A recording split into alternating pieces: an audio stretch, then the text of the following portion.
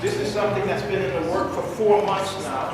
I will say something about the 6 members of the advanced seminar who pulled this together and how they pulled it together, and say a little something about today's proceedings. I think it's going to be lively and fun, informative, hopefully empowering at the same time. But before we get started, I've asked 2 people who have been directly and indirectly responsible for these kinds of events and these kinds of educational forums. One is our professor of practice, Ken Lowe, and the other person I asked who's been very supportive of this and actually, is paying for the food, is chair of the department, Dr. Julian Agerman. I think I was mentioning to someone, I'm not really a lunch eater, so when they asked me, well, what should I just like cookies and water. so I'm glad, Julian stepped in and said, I think we got to do a little bit more than cookies and water, James, But let me ask my friend and colleague, Ken, to say a few words and we'll get going. All right, so James is too kind. I think all of you actually do know James, so he needs no introduction. Because, I had really very little to do with this event.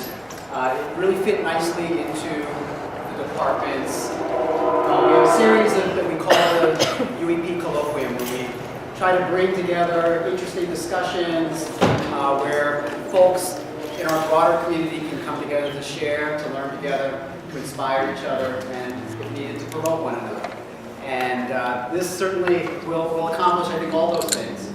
And one of the things that I'm really excited that I think we've been very good about doing within UEP, but that we continue to deepen, is really our engagement and partnership with communities. And for me, being here in this department now, the core faculty, this is my 4th year, having an opportunity to really create space where we see people coming in with very different types of experience and expertise, and without the assumption that if you have a university hat on, you know what's going on, or vice versa, that if you only wear a community hat, that somehow you know everything that's needed. And I think we all know that we need everyone's expertise, and we need desperately those learning spaces where we can cross those lines and really not have them present in the room. So I think we've been trying to do that in a number of different ways.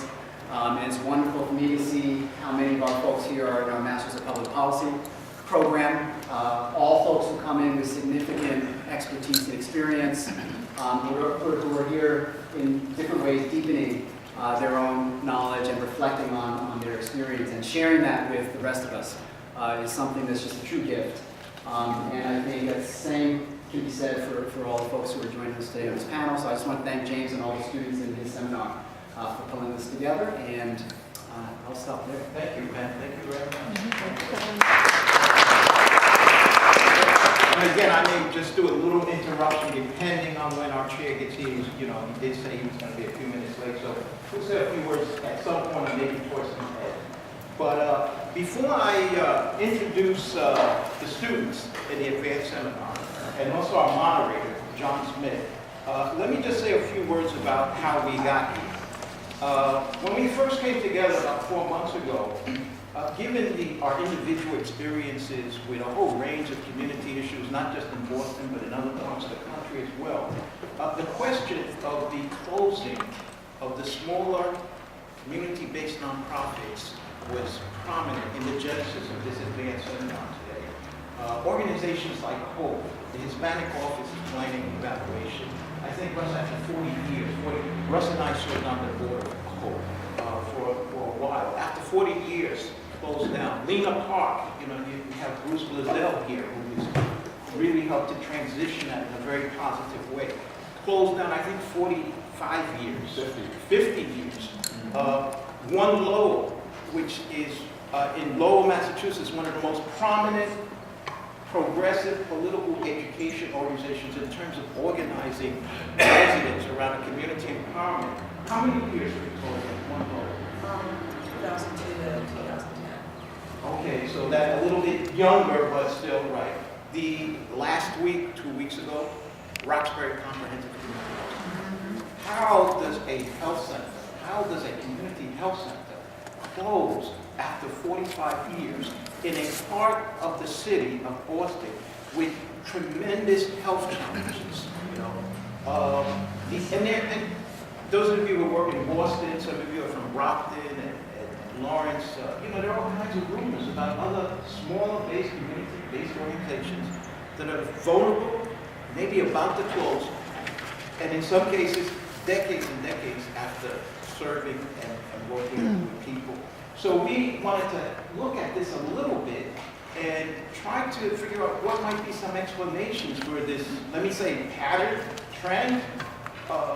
What are the implications of the closing down of the smaller-based, community-based nonprofits? And are there any lessons learned for others as we look at this issue? And then, of course, there's a school of thought that basically posits that, hey, who cares? You know, nonprofits should be run like businesses anyway. And so in the free market, you have businesses closing. So really, who cares about this? And is it really an important issue? These are some of the things that we discussed in various ways in pulling this forum together today. What the students did, what the graduate students did as a way of investigation is begin by looking at the popular media, community newspapers. Community newspapers have been exemplary in terms of reporting information about what's happening at grassroots levels. And so it's a very important source of information. We looked at agency-specific information when it was available. We looked at policy and evaluative literature related to nonprofits. And they also had conversations and field visits with a good, I would say, 24, 25 key voices. Some of you are in the room today. And conversations about some of the big picture issues, some of the observations these key voices may have had about, again, perhaps trend pattern is too strong, but trend pattern regarding smaller community-based nonprofits. And there were really 6 big picture issues that the students looked at. One had to do with the role of the smaller nonprofits in urban communities.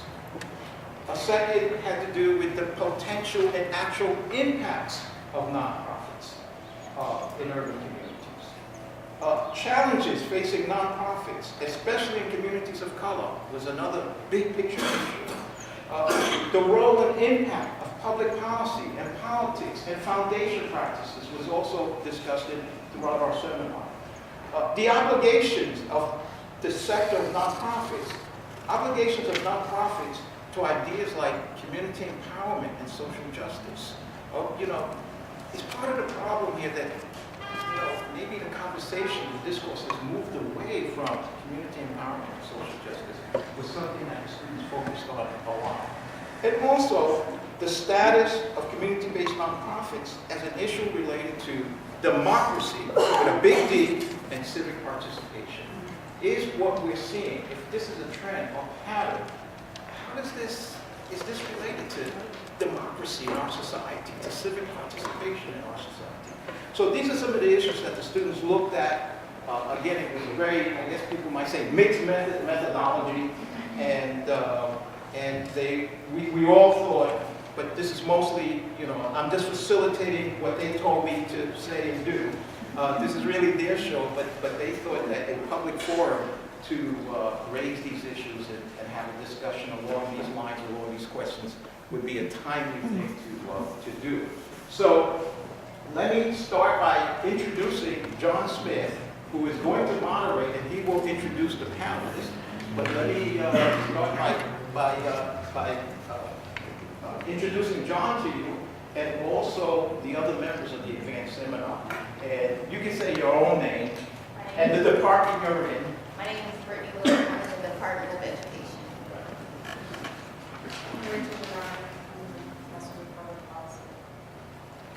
Oh, I'm sorry, I didn't see John here.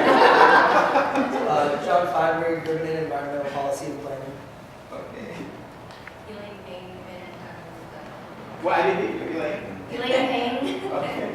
in the public policy. Okay. Alexandra Okay. And I want to say all of these individuals bring really rich professional and community experiences just on their own, just on their own. So it's really been a fantastic journey for me.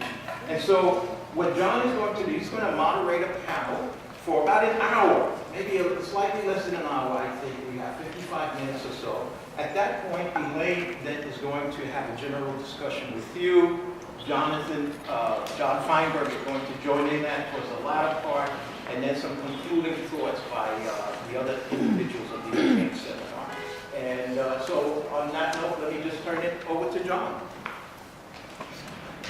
So thank you all for coming. My name is John Smith, and for purposes of leaving Trinidad, I had to choose a name. That was the one. I messed up. But I just wanted to tell you, our class thought of many issues around, these issues about nonprofit. And so thematically, we looked at issues of structural racism, inequality, wealth, all those different things. And we talked to many different people, including some of the people up here who I will introduce now.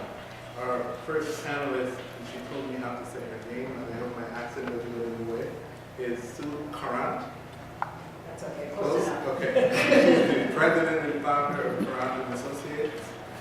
Then we have Dr. Victoria Goldberg. She's the founding executive director of One Lowell, which was a community-based organization in Lowell, Mass. from 2002 to 2010.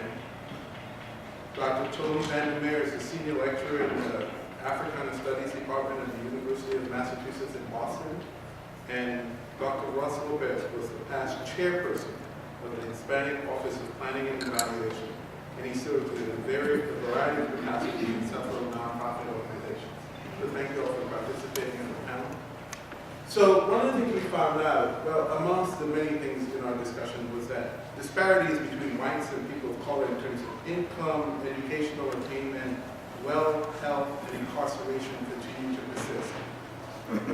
Given the increased visibility of these issues and issues such as job creation, immigration, and gun control, there seems to be a need for some greater community advocacy to affect some of these changes.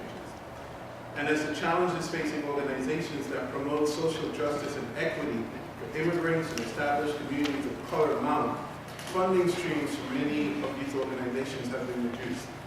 So these realities raise several key questions for us. And so the first question to the panelists, and you can take it in any order you would like, what are the challenges facing smaller community-based nonprofits in communities of color? You're welcome. Structural racism, white privilege, our love of business and anything that's business, the economy and economic inequalities, those are the large ones. On a smaller scale, money, language, culture. The Chronicle of Philanthropy did a survey of everybody who gets their journal and asked them what they thought the single most critical issue for them was, and groups all said money. So that's why I mentioned money. But that, in a nutshell, is what I see. Which question did you say? First, I'm sorry, I'll repeat The it. very first one? Yeah, what are the challenges facing smaller community-based nonprofits in communities of color? So I actually wrote down some notes on that one. The first thing is that I would say there's a trend. And I was here at another seminar that James invited me to several years ago. And we sat in a square. And it was among people who were in nonprofits, studying nonprofits. And I remember that there was a person there who was the executive director of Little Wonders. And she was adamant that with small organizations, that our overhead is just too much, we don't have the competency, and that we really should be swallowed up by larger agencies. Swallow is a word she used. But I can't remember. devoured.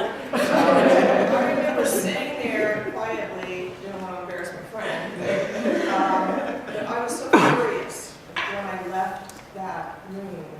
I can't even begin to tell you how I felt, because she herself, and I've seen this among other large nonprofits, are trying to take us over. So they're pushing it with the funders. And the funders are beginning to jump on the bandwagon. So it's almost like you can't even talk about nonprofits as an entity. There are small ones and there are large ones. I was also on the planning committee for the Nonprofit Association of Massachusetts, the new one, I think it's called the Network for Nonprofits. And I was spent 3 years on the founding committee until it got established. And in the very end, I was asked to be a board member, and I said no, because I had advocated that there be differences made between the large organizations and the smaller ones, and they refused. So I refused. And if you know me, I mean, I fight for my position. But it was overcome because I was almost, in fact, I think I was the only person on that committee from a small organization, naturally, right? So that's one thing. I think the second thing is that it's funders in specific and in general. I think that funders prefer large organizations because they believe small ones aren't as stable and their money isn't as safe. And if you're in a place like Lowell, where I was, there's almost no one you can apply to because you're not in Boston. So, you know, everybody who says, you know, there's always a geographic area for grants. And so you start looking at grants that you can apply for, and you find that there's just not very many in Lowell. And our organization advocated for immigrants and refugees, which made it even harder because nobody likes immigrants and refugees. And that's the bottom line, especially since 9/11. You know, we just got thrown to the bottom of the barrel until recently, where now you're starting to hear Rubio say things like, it's not an amnesty program. Well, the entire time I was in Lowell, that's all we heard. We couldn't even get the in-state tuition bill passed in the state of Massachusetts. I mean, it was pathetic. And it was like beating your head against a wall. And that's brings me to the third point, is that funders, let me move to the third point. The third point would be the board of directors. I know on my board of directors, I was very idealistic. I wanted people from the communities that we represented to be on the board. But what I found is that people from those communities do not have relationships with people of money. And they don't know how to raise money. In fact, they've never heard about that. It's philanthropy is mostly not part of their culture. And so everything gets dumped on the executive director, not only to write the grants, but to do all the fundraising. And then the last thing I would say would be the lack of executive leadership. I had so many individual people of color come to me and they wanted to start their own organization, but they absolutely had no administrative skills. They didn't have financial skills. They didn't know how to use QuickBooks. They didn't understand IRS regulations. And they really would have needed a course in order to learn how to open a nonprofit. And so, at least in Lowell, there were no courses like that. And in addition, they probably couldn't have afforded them anyway. So anyway, I've been talking a lot. I could kind of go on and on, but let somebody else. So I would say that it's a combination of what we've already heard. And one of the points that I would raise is also one of the challenge for independence. And what does that mean? So it means that when you have real, and I say real community-based nonprofits, people who emerge out of that community, address specific needs, that they sort of get gobbled up, they get absorbed, chasing money and trying to do the dance, you know, for other people's view of what should be done and how it should be done. And so they compromise that independence, and then they're limited as to how they can begin to articulate what the real issues are, because if you want that money, then stay on that dance. You know, don't switch up, you know, in terms of doing that. And so, and for me, the question of skills is not, it's important, but it's not that important because it's a question of, I don't know how many people in this room saw the film with Marlon Brando called Burn. When they called Jose Dolores and, you know, they was looking for him and he, you know, they was trying to find him, he said, well, you know, Jose told us, he said, it's best to know where to go and not know how to get there, to know how to get there and not know where to go. And so it really talks about the questions of when you have the skills versus you have, you know, where you're trying to go. Because if you know where you're going to learn the skills. And you can develop those skills. But we have people in society who have skills and don't know where they are going. Right? At universities, at government, in business, right? You know, so, you know, it's a question of what are the people doing. And so when you get those folks, sometimes they get moved out for professionals who just have skills and don't know the community generally. And then you have this tension. Now, tension is good because that helps with change, right? But sometimes those are tensions that you really don't need.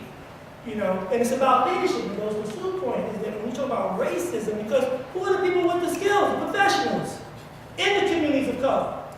Are they Latino? Are they black? Are they Asian? Most of the times when they come and work in these organizations, you know, I remember working for a nonprofit, you know, and boy, you know, I mean, just, you know, I had to bring community people, you know, and fought to get community people, but it was like, we got to get this lawyer from this organization, we got to get so-and-so from that organization. So where the people at? Right? So, that's And I guess I'm the dry academic. I write books, lately on urban history. I have one out on history of architecture and health, U.S. cities, and now I'm working on one on children's cities. And what becomes clear is that there's been several ways of how we as a U.S. society have decided to work to solve the issues in society. Very briefly, first was a religious one. Back from the beginnings of this country to well into the 19th century, most philanthropy was run by religious institutions, and they beat people, or, you know, beat the devil out of them, kind of thing.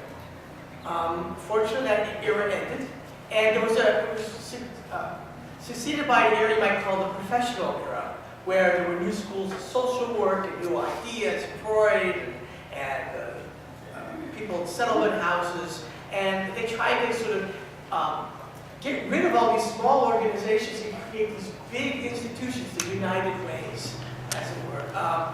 Big, in every metropolitan area, there'd be one central institution that would be in charge of delivering services.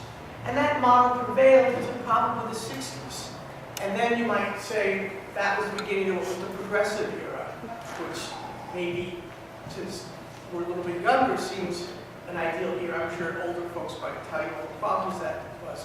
But at least it was an acknowledgement that if you want to help communities, you have to be part of the community. So that's why we have this, at least from, I guess I would say, our perspective. You need community representation, community-based institutions.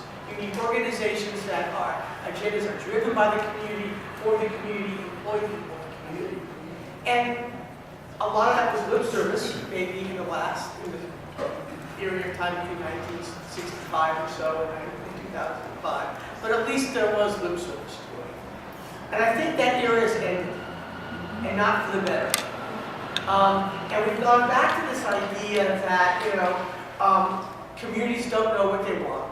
Don't know. Communities are ignorant. And I would go so far as to say that if you really wanted to help folks, people who are hurting, people who need help, if you are community-based, you are at a disadvantage. And we also said, right, if you're run by a woman, if you're run by a person of color, if you have a community board, well, you clearly don't know things. You don't have, you know, you don't have the management information systems. You don't have the ability to go to performance-based reimbursements where you put up the money today, you do the work, you document that you did the work, and then you get the money in the future. I can't imagine there's a community-based nonprofit organization, I'm going to say in the world, that could afford that. Could you afford to have a timeline of 6 months for a year for reimbursement for work? No, Good talk. West can't. You're absolutely right. I think you're absolutely right. It's very interesting because what a lot of people have said here really comes back to what system do we live in? We live in a capitalist system.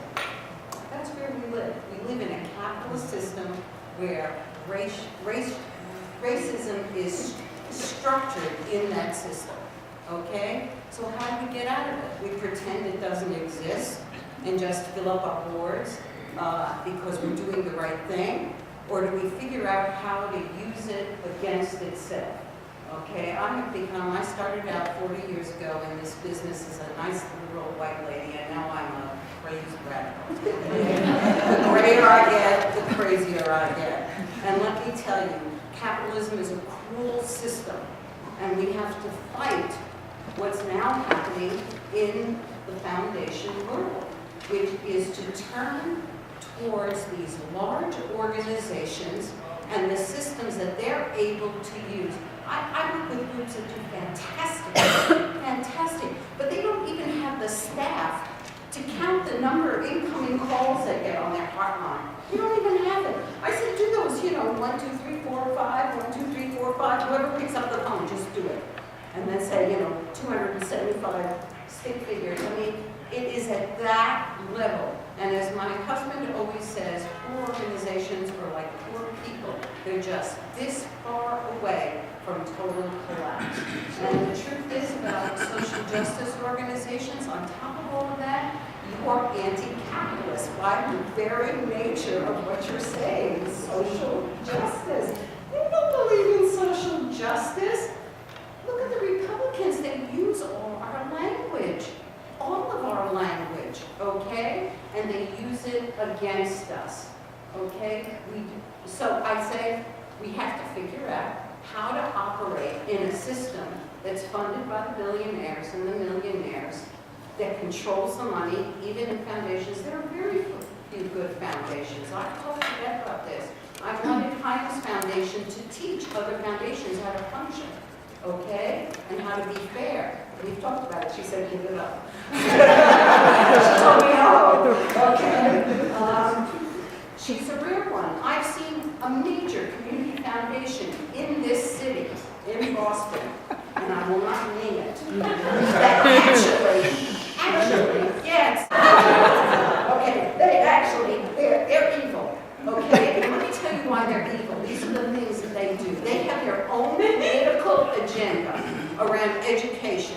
Yep. So they took this nice little Latino group, stuffed it full of money, but the Latino group wasn't going to dance to their pipe, okay? So they took the money away from the Latino group, gave it to a black group. The Latino group got mad at the black group, everybody got mad at the black group, but the black group ended up, they couldn't kill what the foundation wanted to kill, which was the unions. They decided that the whole problem with education was that simple. It was just the unions. You can't kill it. So what did they do to the black organization? They almost killed it. We had a 3-year contract. In the middle of the second year, they never told the organization. The organization was spending the money, thinking they're getting this 3rd year of money. They never got it. They're still struggling. They went from 9 staff people to 3. So, Okay, there you go. Tony had a point, but I want to follow up before you go. Oh, I'm sorry. Based on actually what you said, and actually the themes that are emerging, it's very similar to sort of what we all heard about, structural racism, how the foundations themselves do not really care about the community. So I want Tony to make his point, but I also want to ask, some of the people we talked to, what they have observed is that the recent imposition of outcomes of impact measurement that has been taken to this kind of unrealistic extreme, and it actually hurts the work of small community nonprofits. And do you agree with that observation? And also, are there impacts that are not community measurable, and how come we don't have discussions about them? So Tony, go ahead and... Good, let me try to, first I was going to say, maybe I should give Sue my chain shirt and or just order another one. Multiply, right?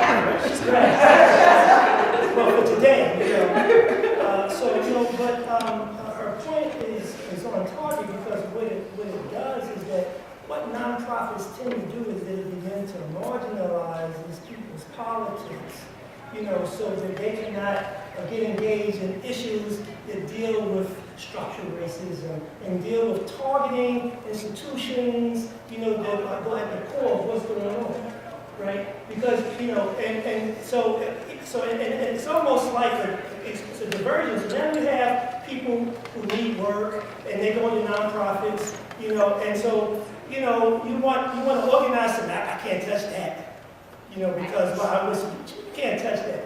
And so it doesn't create a fight with, like a Latino community and a Black community. It creates fights with communities, around, well, why are your organizations addressing these particular issues that are, because how are we going to get to this if we can't deal with, the things that we're surrounded by in our communities? They don't want to touch that, and it's shameful.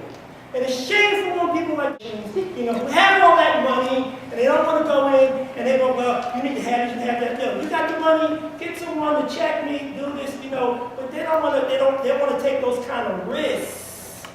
Okay, I'll give you another example.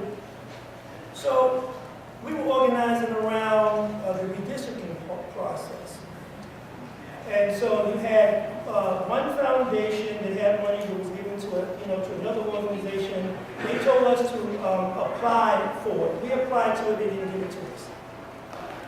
So they didn't give it to us because it was a question of rocking the boat, right? And we did the work. We did more work than them. The group that got funded. We had no money. No money. We had help fought to make the changes that they made. We wanted more changes around the redistricting process. But we tried to get Brockton included and all kinds of stuff. We went to all the hearings with all kinds of stuff. We put literature out, and so and create a kind of clash. But it was a clash because they decided they was going to pay some people some money who was fighting us. Right? It was around their interest. It wasn't community interest. They made it seem like it was community interest. It was their interest, around doing it, and that's a bad thing. In terms of measurement, academic communities argue about how one measures things, whether it's quantitative, qualitative, mixed, but however it is, well, it's the way that we look at things. But that's not always, it's like, as we know, there's many ways of knowing things, right? But what happens is that they also see the community as not knowing and not having any ideas. And they don't go into the communities to find out, well, what do you think about this? What would you like? The communities is like they're not even included in a lot of things. Case in point, the Boston Globe article where I live in area, right? The area I live in is, first of all, it's been a poster child for foreclosed homes. I give money no credit. They come and drop some money in, right? But that's what they did. They dropped money in, right? In terms of trying to work directly with communities, and so you go to a nonprofit, and the nonprofit did some good things too, right? But ask the people, what kind of housing do you want? How do you want it? Versus getting somebody they know, like the contractor I had, because he's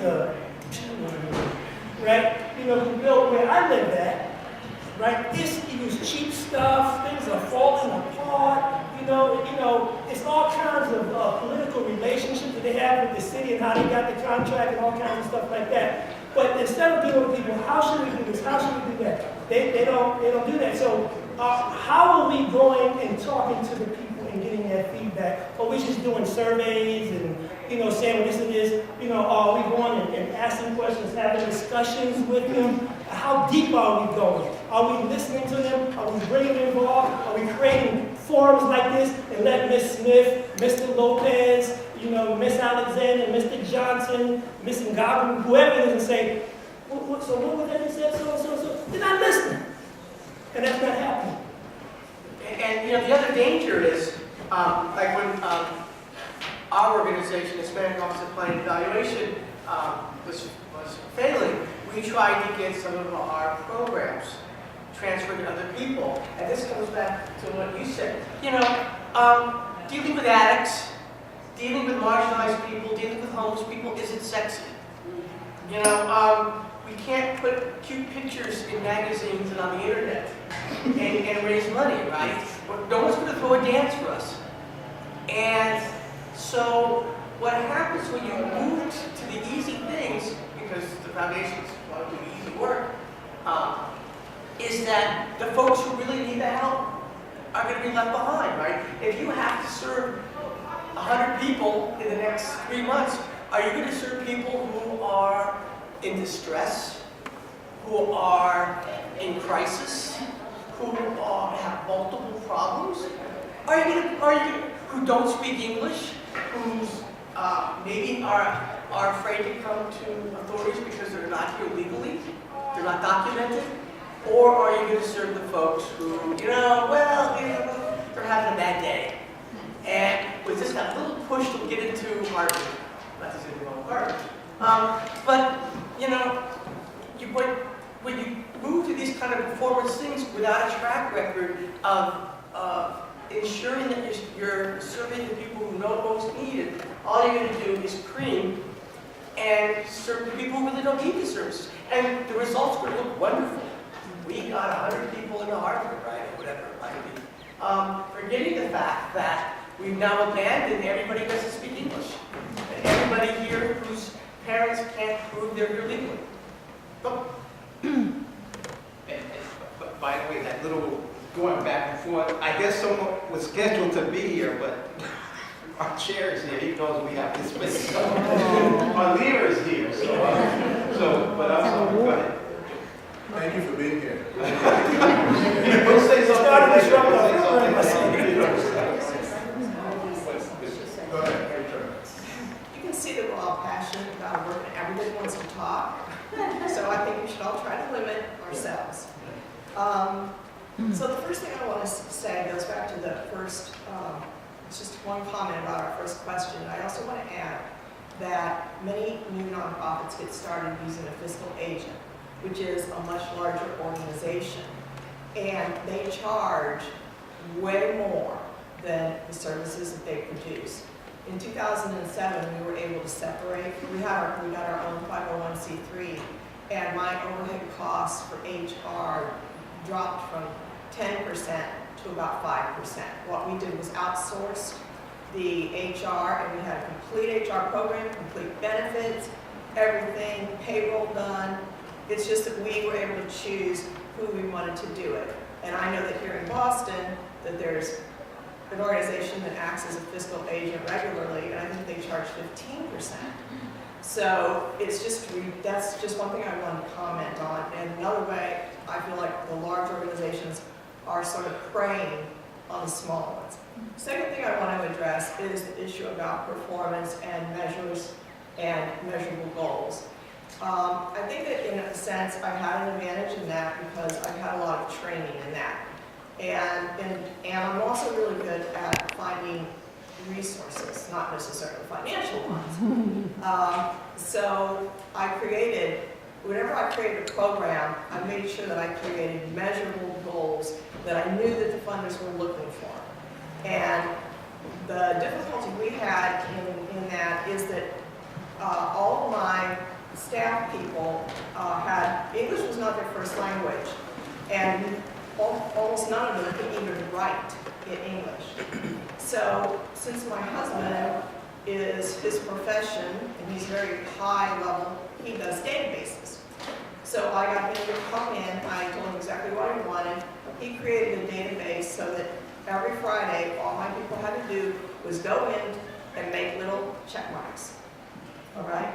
And we were able to generate reports for funders, which was usually once a year, private foundations, for individuals, that was usually once a year, for the Shannon grant, state grant, it was once a month, and for the federal grants, it was once every 2 months. So we could probably practically press a button and out would come the measures. I think that and I have been at meetings with small organizations that do a lot of advocacy work like I do. There was a meeting at, I think, Access Strategies, and the conversation is, are there some things you just can't measure? And in the end, the decision was made, I think it was Access Strategies, not to require that. going to require reports. And I remember thinking that I really didn't agree with that, because I think it's important to know yourself if you're meeting your own goals. You know, and I do believe that you can have long-term goals and you can have short-term goals, but there are ways, I believe there's ways to measure your goals. Most people do not have the opportunity to have somebody come in for free and build like a $500 database.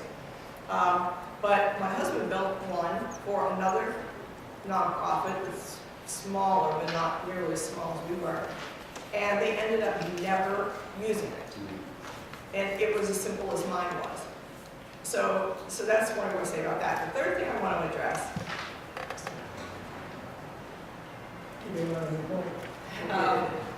is that One Lowell engaged in started in 2008 to put a ballot measure on our local ballot. Lowell is one of the only cities in the state of Massachusetts that still uses all at-large, winner-take-all voting for our local elections, both school committee and city council. School committee, we have never had a person of color ever. On our city council, we had one. Okay, and it's because of the way that system works. It's discriminatory. At the state, at the federal level, it was actually declared illegal because prior to that, in the South, they were electing their senators, or no, their state reps at large within their territory, within the state, rather than in their own territory. And so what was happening is that the areas where there were black neighborhoods, the black constituencies, were never getting someone from their location elected. And that's one of the reasons that they changed it, so that locations have their own state rep. So that's the situation we have in Lowell. So we... You're starting to, okay. I'm gonna try to move it along. There are a couple other things we want to hit before while you make interesting points. We will get to our audience in a little bit, and we'll have a kind of discussion with our audience. But one of the things I want to ask is, I think everybody here, from what they said, would agree that smaller CBOs that are run by people of color are treated differently, correct? Mm-hmm. So we don't want to totally beat up on foundations, but we want to ask, so then, are there things that foundations who partner with these smaller CBOs, what might they consider doing, especially in smaller CBOs and in communities of color? What kind of partnerships and what kind of help can you give? You said you talked about that. Well, one was educating other foundations, but that's second. Although I do know a group that is trying to work with family foundations now to educate them on race, not diversity, on racism, which is different. But I would say that trust is a big one. I'm a consultant to nonprofits, mostly to fundraising or development strategic planning. And I can tell you that I have never heard a foundation say to a white organization, no matter how small, no matter what kind of work they are doing, that they're liars about what they've done. But I can tell you that they have absolutely said that to black-run organizations. Absolutely. It is absolutely shocking. I can go in there and say, my group did X, Y, Z, and there's a certain amount of belief. Tony can walk in there, say X, Y, Z, and they go, yeah, right, like you did all of that, okay?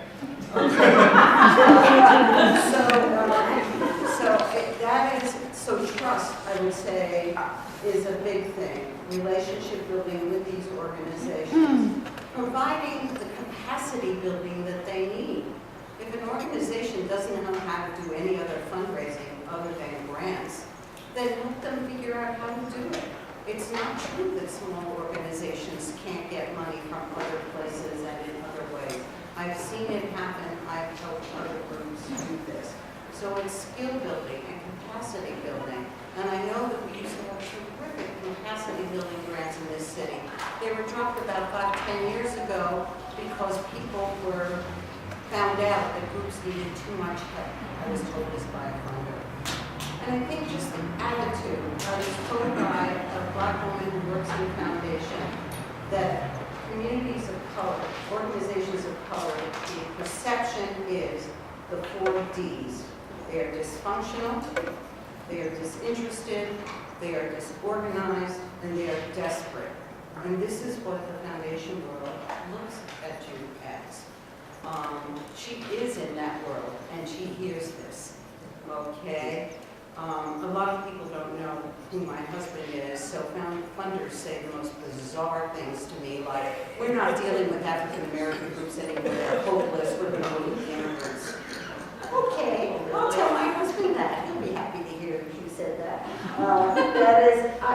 You hear things like this all the time. Of course, they're probably told afterwards, do you know who that woman is? Who she's married to? Okay. So I would say trust, relationship capacity building, and I don't know what to do about this evaluation because when I'm faced with a small group that has, and Vicky's own story, they got this special software, and they didn't even have the capacity to use it or could figure out how to make the time to use it. We have to do that.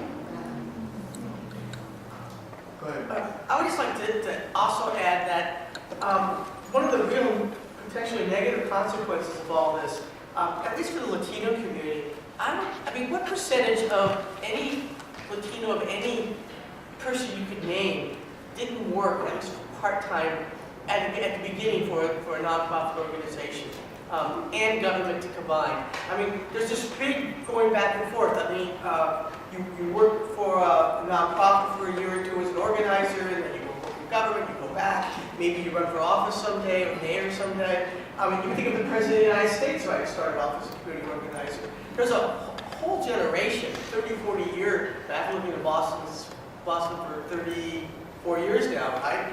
Everybody has worked for a nonprofit, either as a director or an organizer, taking out the trash, some of us, right? So when you kill this incubator of a whole group of people, which we're now the largest, or one of the largest groups now in the state, right? Latinos are the largest minority group right in the country now. If you're going to kill off the main source of leadership, because, I don't see, the private sector, the capitalists hiring Latino folks in the city. So you're going to kill that off. You're going to kill off any kind of, dance. But you're going to kill off any ability, right, to create leadership. And you're going to kill off any ability to increase social capital. I mean, because, we all live in the community, right? We don't go home to the nice place, right, where we shut the door and the issues end, right? We tend to live where we work. So, so if I had millions of dollars, I would win the lottery, I'm going to create a grants program, it's 1 page long, right? But I would also fund, like maybe every year you give 5 to 10 people, right? And you fund them for 5 years. That, and you give them a chance to work these places. Because that create, I lived in Boston. I stayed in Boston. I was getting my master's. And I had an internship at Hope that I went 20 years later. I was chair of the board. But I started off as an intern. I stayed in Boston because I had this internship organizing a community development corporation in the Roxbury, North Security Development Corporation. And I stayed here because I had that job. And I eventually went back to school because I met people who I was doing it working for another small organization. So, not whatever, but there's lots of people like that. We're all here because of that. And you're killing that off. So I want to think about Ross's point for a second. So, one of the things that is clear is that nobody funds community organizing. So, and as we think about, communities, a lot of these CBOs impact the life of communities, like the direct life of immigrants and communities. And so, So this becomes, in a sense, a more urgent matter, right? So what can we do about that? You know, Tony, Dr. Forward, what can we do about it? Because it's urgent. Right, so it's not so much of what they're going to do about it, the community going to do about it. So let's just deal with, Rush raised the question of leadership. So whatever they do, that's not going to stop leadership. And leadership is, you know, it's some leadership theorists, you know, feel that it's something that's neutral. I don't think it's neutral. It's good leadership and bad leadership. Leadership is good, you know. And so it's going to produce leadership one way or the other, you know. So whether it's good or bad, you know, in the community. How many people here have some deep or some substantial knowledge of the Grameen Bank? Grameen Bank, how many units and so forth. So I think that's one of the models that the foundation is put employ. And what do I mean by that? It means that when they go to lend, the banks will come with the money, and they would ask the group and say, who do we give the money to? And they say, well, we'll give it to her. And that's what they do. So then if you have these foundations, and you don't have the community on those boards, and if these have some power who can make those decisions to give money, then it's going to be the same as usual. So now that's a stretch, but that's what needs to happen. Needs to be a radical restructuring of how they give money out and who's involved in saying, you get the money, right? Because it becomes, you know, they'll get some people who went to school, got some degrees, went around, you know, had some profile and put them on the boards. But let's get, you know, Tina Cherry, let's get, you know, some other community-based people, you know, in the communities on those boards who give that money out. It'll be a different way of allocating. Okay, so that's one of the things that I think can happen. Now, but I also think that the community has to put it in check, right? And so the question is, who's going to organize community? And they ain't getting paid, right? To be able to challenge the foundation and say, yo, so let me see your charter, and how are you supposed to do this, and let me find out which ways you're doing. So this way you can go and get some of the lawyer groups to help go through out there and say, well, this is what their charters, and this is how it works, and this is what you do. You know, find some other avenues to do it. But it is community, because empowerment is not somebody giving you something, you taking something for yourself. And we got to get the communities and start getting to start and stand up to people. And you know, one of the things that drove the question, and they was doing an article in Jimmy Street, but it wasn't the newspapers, it was the community. It was pressuring the police department, you know, challenging them for not doing their damn job, okay, and letting drug crack dealers operate in 2 years because it was under a federal, they had a federal warrant checking folks out, but it was creating problems like community saying, wait a minute, man, you cannot expose us like that. And we met with the commissioner and put the heat on. And all of a sudden they put a police car out there, so we didn't want that either. But you know, they try to, you know, solve things, but it's the community has to empower itself. And so the professionals who live in the community should be involved and give their support and not be distant from the community. Because that's what happens a lot of times. It's class dimension, you know, around what's going on, versus trying to work with those working class poor communities, you know, give us a, even if you don't want to be noticed in this piece of paper here, you know, what you're doing, you know, but that's what we have to do. We have to change the relationship to, that's how we're going to empower the community. Otherwise, it's going to be the same thing. So Tony, one thing is that power and wealth are associated. Right? So this idea that, because, you know, we talk about who has the power, and, you know, this came up in our conversations too about, you know, that smaller CEOs don't have donor bases and they don't have the power to change anything because it's related to wealth. Who has the wealth? You know, we talk about a certain foundation, but they have money. Or we talk, you know, we don't have donor bases and we don't have people really around community founders, right? So I want a little bit for you each before we transition, and I think after this we'll transition to larger discussion with Elaine, to talk about the power and wealth dynamic. And how, you know, you're right, like we need to change that in our communities, but how do we change that? And, you know, Sue. Okay. And then, Okay, power and wealth. Okay, power and wealth. Okay. I'm working with an organization in the state of New York, Real Rent Reform. In June 2015, the realtors, and real estate is to New York, but oil is to Texas, okay? The realtors are throwing billions of dollars to kill all rent supports and rent laws, rent stabilization, rent control in the state of New York. So, this is about power, right? So what can they do? What they can do is people power. Is who knows who's connected, who has somebody who's going to make a decision on this. We don't have the money power, but we know people who have power to make decisions, or we know people who have power to make decisions. We also can have people power. What this group is now doing is figuring out where their people power is coming from. One of the reasons quarry reform was so successful in this state, criminal justice reform, was that there were hundreds and thousands of people who showed up. Not the same 5, not the same 10. So some of it is that our own fault as social justice groups and groups of color for bringing out the same 5 to 10 people and not thinking more deeply about the hundreds or the thousands or the tens of thousands of people who are actually affected by what this issue is or what this law will do. And it's really that. I always wrote the bumper sticker that said, I'm pro-choice and I vote, okay?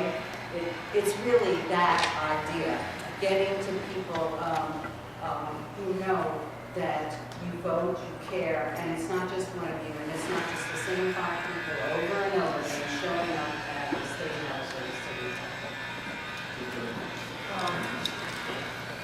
Yes. When we had our ballot initiative,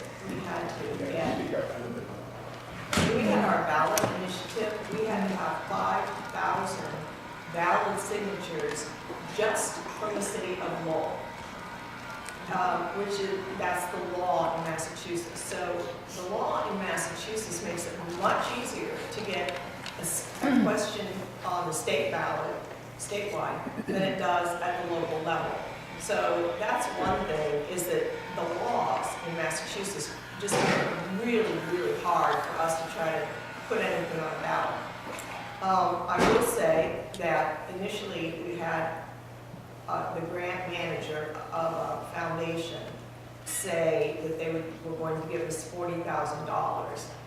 And we initiated our campaign on that belief. And then a few months later, we were told that the trustees were just too scared to give us the money. And so we didn't get it. And so here we are, already into this campaign, already gathering signatures. We ended up, we had about 150 people from every ethnic group in our city helping us gather these signatures, and we got them all. In fact, we got 8,000 of them. So there is a lot to say about people power.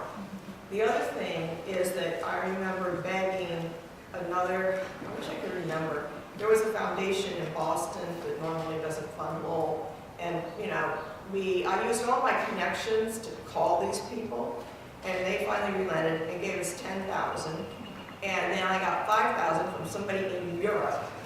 I got 5,000 from a single donor in Lowell, and I got 5,000 from the national nonprofit of fair voting, called Fair Vote.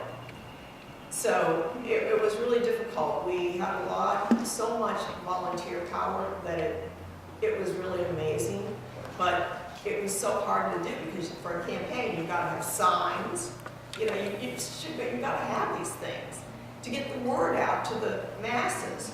I was constantly called a socialist on the radio. Not for the ballot initiative, just because of the work with immigrants, I would get hate email or letters as far away as Oregon. So sometimes, at one point, I even had the police department come in and check these out because some of them were threatening.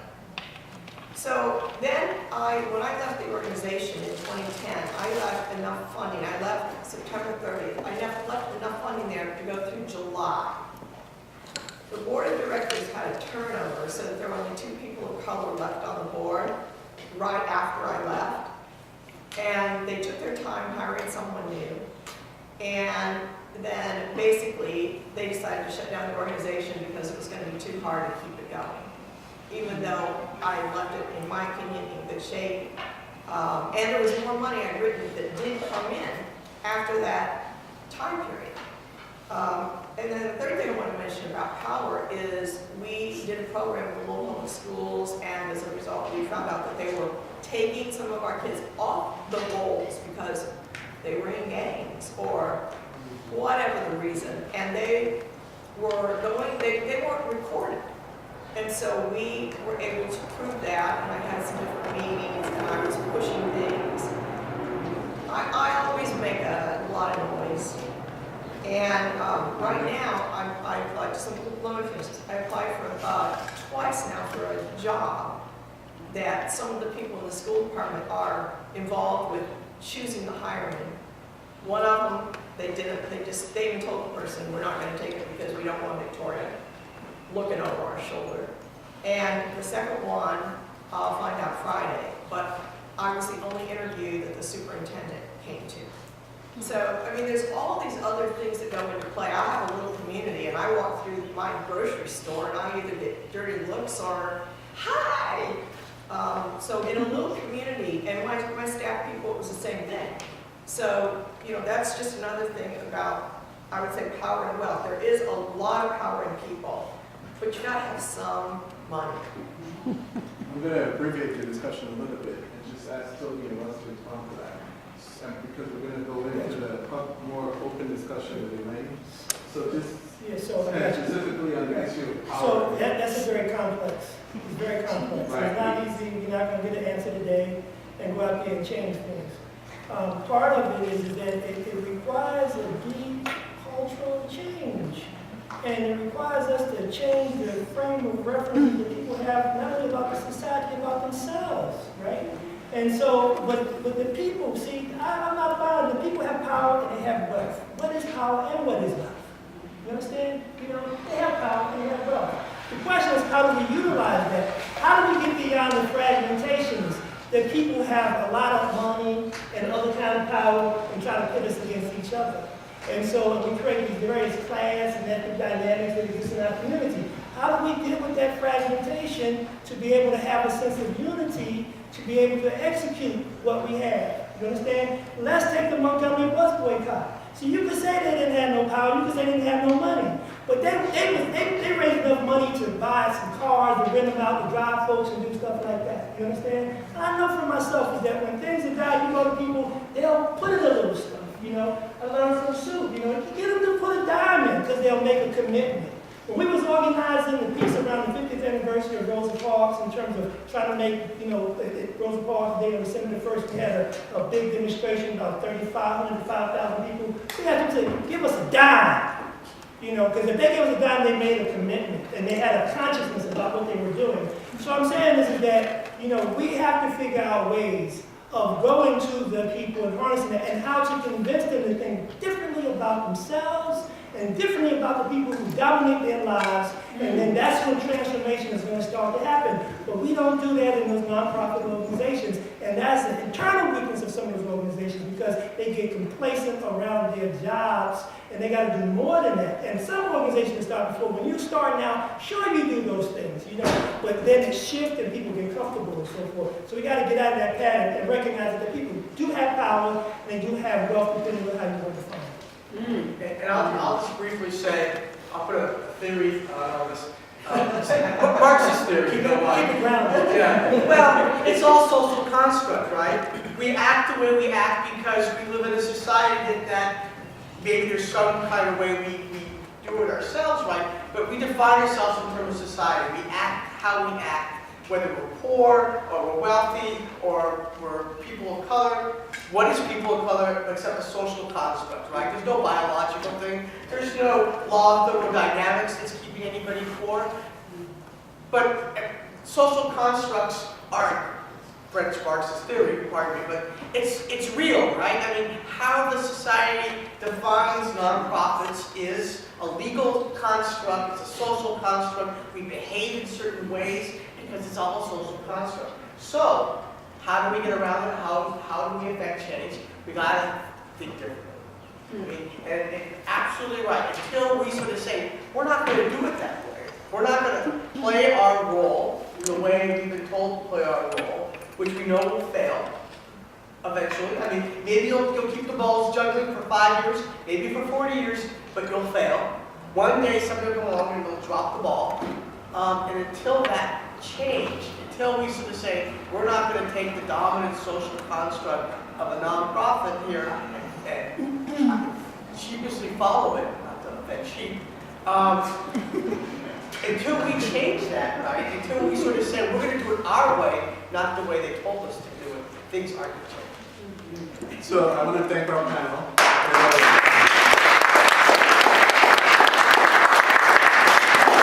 We're going to ask them to stay, they can't leave.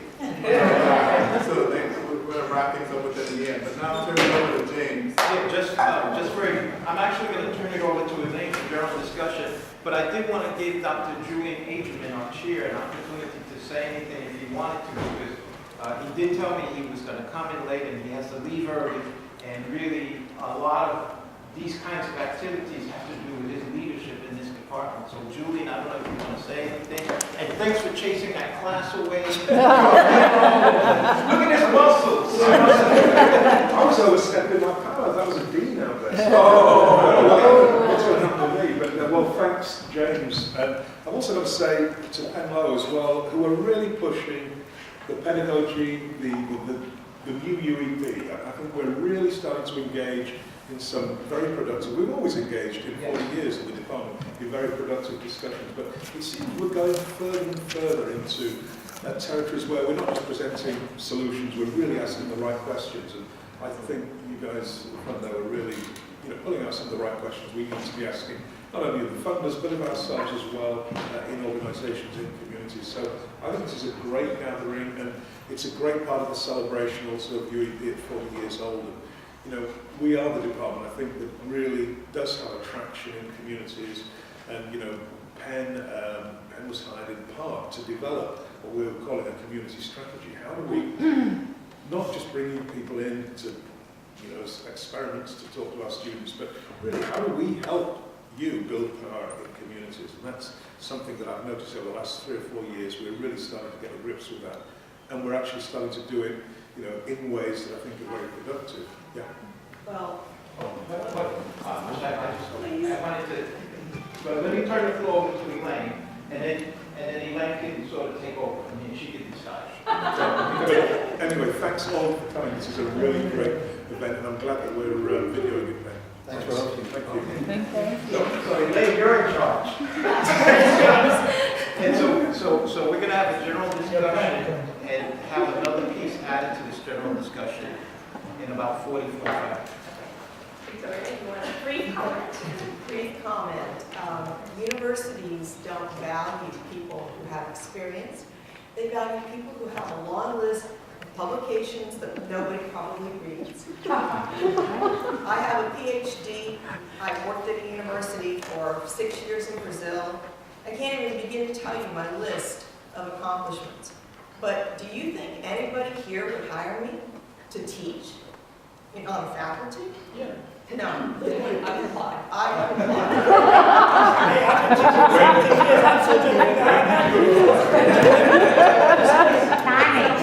17 years. It was timing, Tony. Yeah, that's right. That's right. Thank you, panelists, for sharing your perspective and your knowledge and insight in this broad range of topics that we have. I think a lot of it resonated with me personally, and some of the issues raised today, like independence, the staffing of organizations, grassroots leadership development, the corporatization of nonprofits, the funding, capacity building, and skill building that nonprofits need for development, and then the foundation support of that, are all kind of issue areas that can be tied back to social justice issues and inequities for communities of color, and arguably, I think we can tie some of it back to structural racism as well. However, in the field in general, in both academics and in nonprofits for practitioners, there's very little space for discourse of these issues. And, you know, this class has been really interesting for us because it's a space that we actually have to talk about the work that we do every day, and we think about these issues, how it relates to our practice. And then to have this opportunity to gain some knowledge and wisdom and insight from people in the room who combined, there's a lot of experience and wisdom here. So this is now the time that we're going to open up for general discussion and questions for the panelists, and also just your observations and your experience doing the work, or, you know, being in nonprofits, or, you know, just being part of the communities that you live in. So given the insights and the comments from our panelists, I'd like to ask for your reactions and to keep your comments concise so that we can try and get as many comments and questions in as possible. And I'll try to keep the time consistent so that we can hear from different people. And just to give us some perspective of who you are, also when you make your comments, can you just give us your name, first name, last name if you like, but also a little bit of, you know, what you do or what your connection is to this forum so that we have some grounding for the question or your insight. Actually, I'm going to go to Bruce first. Okay. Bruce Bickerstaff. I don't know how to describe myself. Citizen. I'm in the VITA. I'm involved with the Roxbury Trust, the Roxbury Neighborhood Council, work with Professor Jennings on developing, writing the Roxbury Master Plan, and just been recently engaged. But I have a question, first of all. Let's see, Russ, you spoke to the history, and we look at history in kind of a very narrow band. But when you look at the history of how this country was developed and the principles and what have you, and you see the extension of that to today, you see where our problem lies, because it's based in terms of non-for-profit. Even with the non-for-profit example that you made about the churches, that is an extension of today. We're going to do something to salve our own feelings, the wealthy, to do a little bit through the churches to make those poor people feel better. But we're never going to solve the problem. Well, and I'll back up from there. The point of wealth creation, Tony, to your point, again, it will be a people's project in terms of our understanding how we spend our money, where we spend our money. Boston Community Development Collaborative is a piece that I work on as well. We're associated with the Tremont Credit Union because credit unions are owned by the members versus Bank of America or Sovereign or somewhere else. So our money stays and interacts within our community. And we can drive those kinds of things through our organization and participation, where we can't get the reciprocity from big bank A or B. Education, where do we learn the skill sets as community-based organizations, professional, non-professional, institutions like here. But the demand and the access is one that the people have to make. The people from the inside will have to appreciate if there's going to be a better society, and I think that's what intelligence and education is about, creating a platform for a better society, that institutions have to work more closely with community in order to expand that kind of influence that's needed to run a more effective and efficient kind of non-for-profit, if you will. And I'm sorry for taking the time. So that was a very large question. I know, I didn't get to the question. You don't want that, all right? So those are really insightful comments. So I was just wondering if the panelists wants to respond. Can I make a suggestion? Yes. Why don't you probably just go around and, you know, give people, because I'm saying that I'm more concerned, I mean, I heard us, but I'm concerned about what they feel. And then I don't know if that's, you feel that's right, but that'd be great. I don't know. Would you like No, that's a great idea, so thank you for offering it. So we'll solicit some comments and questions and then answer, and then have the panelists address them. And then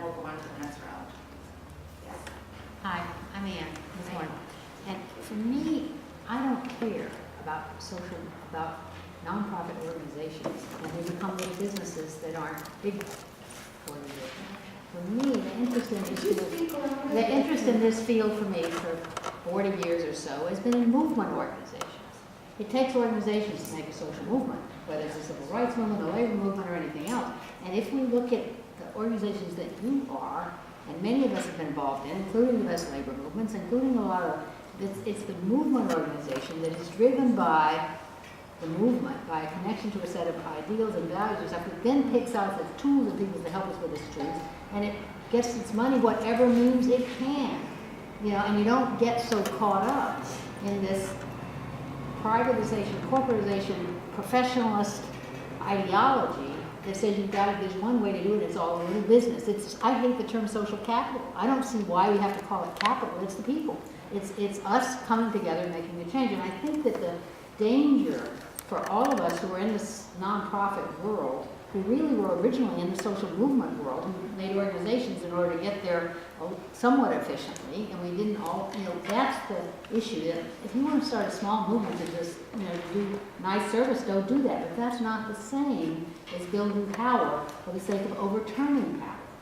And I think that's what you all are doing, and that's how we've gotten, I think a lot of us have gotten astray by thinking it's a nonprofit organization in a third sector, and it's got all this skill and competence, and it's used all this business language. And in fact, it's still about overthrowing the system and fighting them. And I think that's where we have to get back to. Otherwise, we keep worrying about which program to use and which amount of training, and it's never going to get there that way. It's a dead end. And that's why we're so-called failing. I think that goes back to Roger's comment about the need for a new paradigm and change. Other comments, questions? Yeah. My name is Michael Johnson. I teach in the Department of Public Policy and Public Affairs at UMass Boston. And my question has to do with efficiency, and performance management, and data. So the impression I got from the comments, from the panelists' comments, was that performance management, counting things, was basically a smokescreen an ideal that community-based organizations could not be reasonably expected to meet. So my question is, under what circumstances is counting things and developing messages or programs based on data from your community ever worth doing, whether foundations ask for it or not? That's a good question. We'll hold that question for Dan and Anna. Ana Luna, I am the Executive Director for Arlington Community Trabajando in Lawrence, and I'm just angry. I sat here trying to run away and sound all the bells and whistles, but I felt that everything they were saying was parallel to what my organization has gone through over the past 16 years. We have struggled with capacity. My favorite diminishing word in the foundation world, where a founder will use those words against you, not to give you the money that you have so well and politely presented in a very well written 20 to 30 page grant. And it's very emotional. It is really a very emotional situation to be in.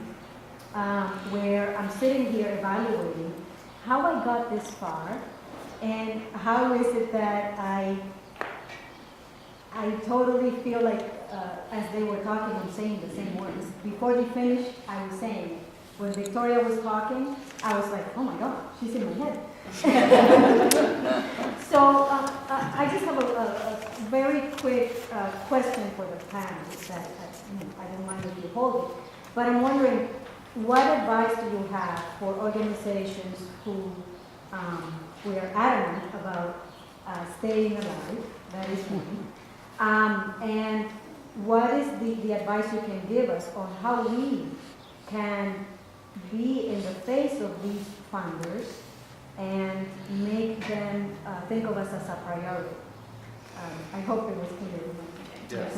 Sustainability. organizations. Okay, and we'll do Vanessa and then Elena and, sorry, I forgot her name. Lee, sorry. And Rachel, so we'll do those four first. So when I heard Anna, I was like, she was in my head. So Victoria was in yours and yours. My name is Vanessa Calderón Rosado. I'm the Chief Executive of IVA, Inquilinos Históricos en Acción in the South End. And this issue of capacity is an issue that we talk constantly about. And I am subscribed to the electronic newsletter for the Massachusetts Nonprofit Network that comes every Wednesday. It came out this morning. It's called the Wednesday Report. And in that report, they have all sorts of news of what's going on with nonprofits. And usually they have a list of Foundation X, Family Foundation Y, or Corporate Foundation Z that's given X amount of money to nonprofits in Boston or Massachusetts, whatever the region might be. And I always look at these lists with a lot of interest because what you see is a pattern. When you look at these emails every Wednesday and you look at the giving of these foundations, you see a pattern of giving to large organizations, to organizations that serve communities of color, but are not led by people of color or divorce of color. So, and oftentimes what we hear from foundations is, well, the capacity issue. So if that's the issue, then invest in capacity. What is the issue that you see that these organizations don't have the capacity to tackle? And invest Nothing. so they can then do the work that we're doing in the communities more effectively, have more impact, perhaps serving more people, etc. So I agree with you, Sue. I think that that's a thing. And so my question to the panel is, and to everyone involved, in many ways you are preaching to the choir. I would have loved to see a room full of foundation people other than the highest foundation that can really understand what's the other side of the coin and what is how it feels, so we can change the paradigm. Because that's a challenge, and you tell them, but they don't change it. I've had conversations with people at the Boston Foundation, and not just my program officer, people above my program officer, and those conversations take me nowhere with the foundation. So I guess the question is, what would it take for foundations to understand? I was in a small group of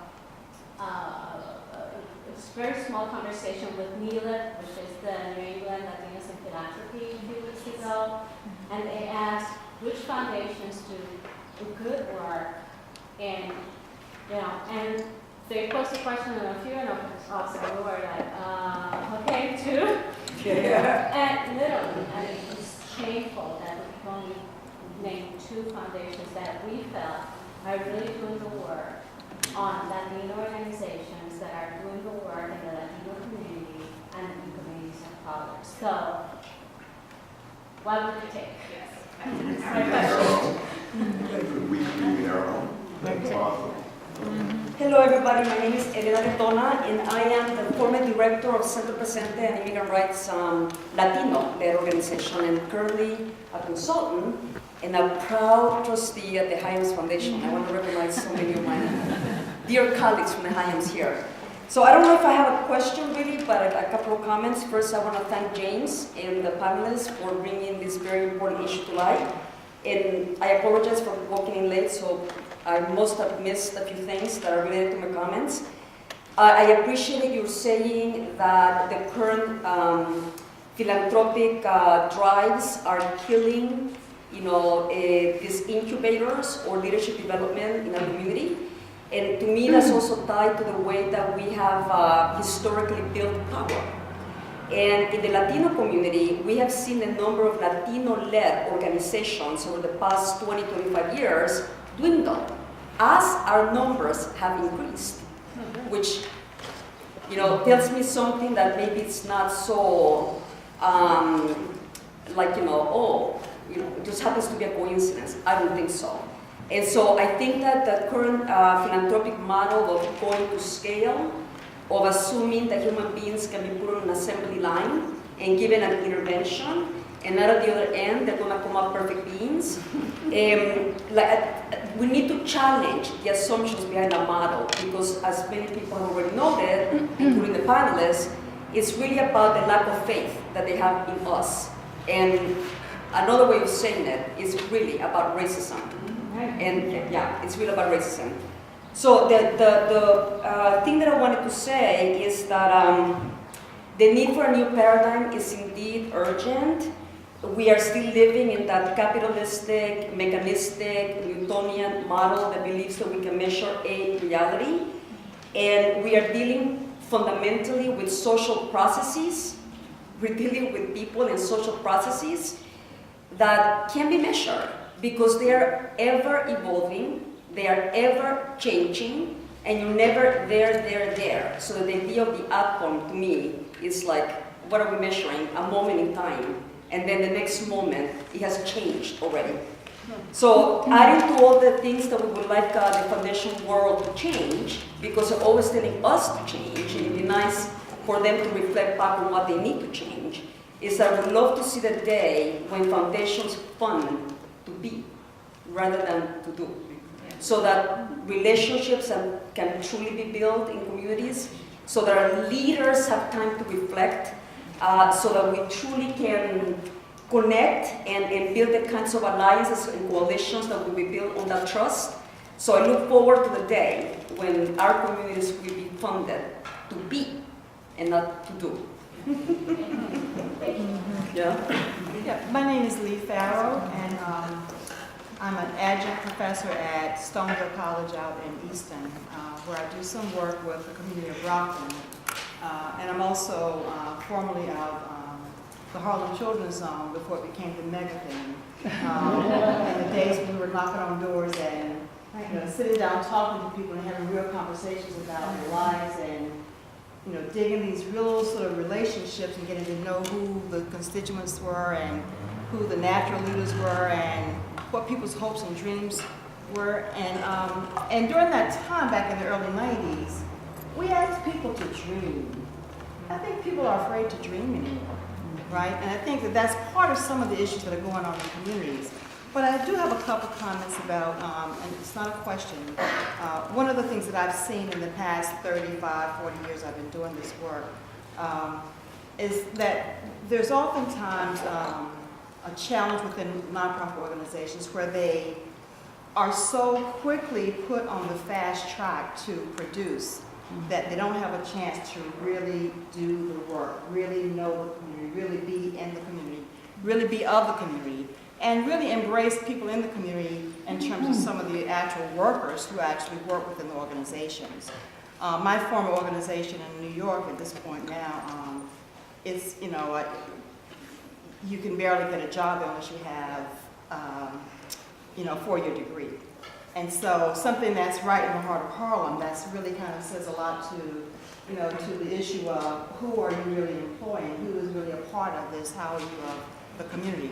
And the other point that I wanted to make about a more recent relationship I had with a foundation, I won't name the foundation, some of you will know the foundation, in Boston has just recently imploded to some extent, is there was not alignment between the leadership, the donor, and the board of directors. And so after nearly 1 year of doing real rigorous work in Grove Hall, talking to people, making promises, because we were, we're told that we would have a 10-year commitment, suddenly the donor, the board of directors changed their minds.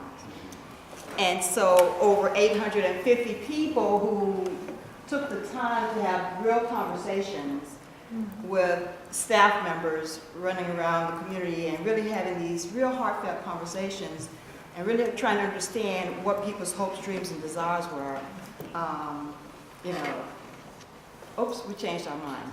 So I think that having this unalignment is a real big issue oftentimes, and it seems to me it suggests that You really don't have a real sense of what it is your trajectory is, what you really are planning to do, what is your sort of intentionality in the long term, and that's what happened exactly with this recent organization. The very last thing I will say is I will, in terms of capacity building and skill development, and Sue, you were my professor a number of years ago at Southern New Hampshire University. He was my first student. Right. This whole issue around capacity and skill building, I remember in the early 90s when we first began to do the door knocking in Harlem, that's sort of the Harlem Children's Zone, we would bus up about 15, 20 residents from the community, bring them to Tufts, to the MCDI, the Management Community Development Institute.